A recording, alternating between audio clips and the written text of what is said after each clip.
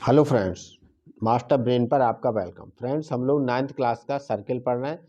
इसकी थ्योरम 9.8 आज हम प्रूफ करने वाले हैं। देखिए, इसका स्टेटमेंट पढ़ लीजिए। Angle in the same segment of a circle are equal.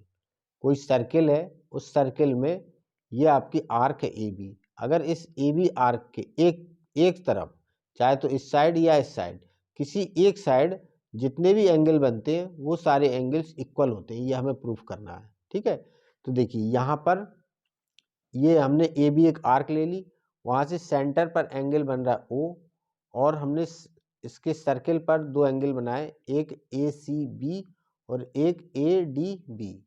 तो हम यहाँ प्रूफ करेंगे कि एंगल सी और एंगल डी ये एक दूसरे के इक्वल हैं। तो हमने इसको प्रूफ में लिख दिया कि एंगल ए सी बी और एंगल ए डी बी, ये दोनों एंगल्स इक्वल होते हैं। ये हम इसमें प्रूफ करने वाले हैं, ठीक है। तो चलिए, इसके प्रूफ में सबसे पहले आप लिखिए। सबसे पहले हम इसमें प्रूफ में लिखेंगे। देखिए, यहाँ फिगर में देखिए, ये एंगल ए ओ बी है, ठीक है। ये एंगल ए ओ बी, अभी हमने जो इसके ठीक पहले 9.7 पढ़ी है उसके अकॉर्डिंग देखिए, ए ओ बी जो यहाँ पर एंगल बनेगा, ये एंगल इस एंगल का डबल होगा, ठीक है। तो हम ये रिजल्ट लिखेंगे, angle A O B equal होगा एंगल किसके, twice of angle A C B के, twice of angle A C B के, ठीक है। ये हम लिख सकते हैं।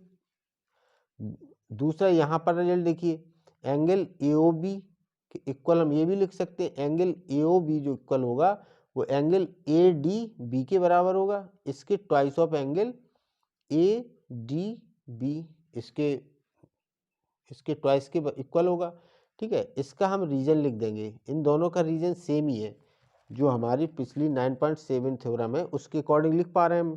तो उस थ्योरम को हम यहाँ पर लिख देंगे कि एंगल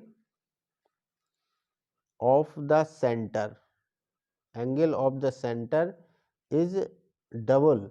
सेंटर पर एंगल डबल होता है किसका, of the angle of circle. जो सर्किल पर एंगल बनता है उसका डबल होता है। किस कंडीशन में, इफ दे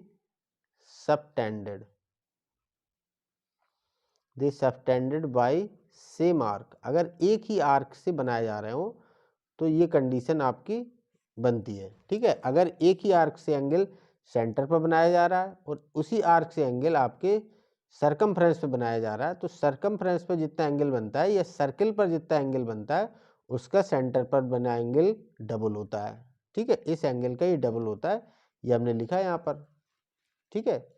अब देखिए, यहाँ पर दोनों इक्वेशन में आपको LHS और RHS, देखिए इसका LHS और RHS, इसका LHS RHS, तो LHS दोनों में सेम है।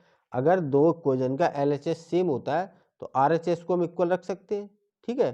तो हम, आप चाहो तो इसको इक्वेशन 1 और इक्वेशन 2 नाम दे दीजिए, और फिर लिखिए आप फ्रॉम इक्वेशन 1 एंड 2 से, फ्रॉम इक्वेशन 1 एंड 2, 1 और 2 से आप क्या लिख सकते हैं, twice of angle A C B.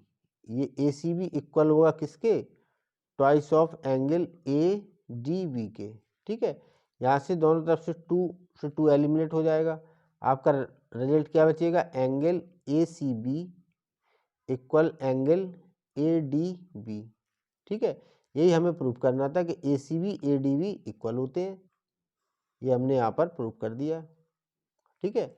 बस इस पार्ट में इतना ही। नेक्स्ट वीडियो में मिलते हैं नेक्स्ट क्वेश्चन के साथ, तब तक के लिए गुड बाय।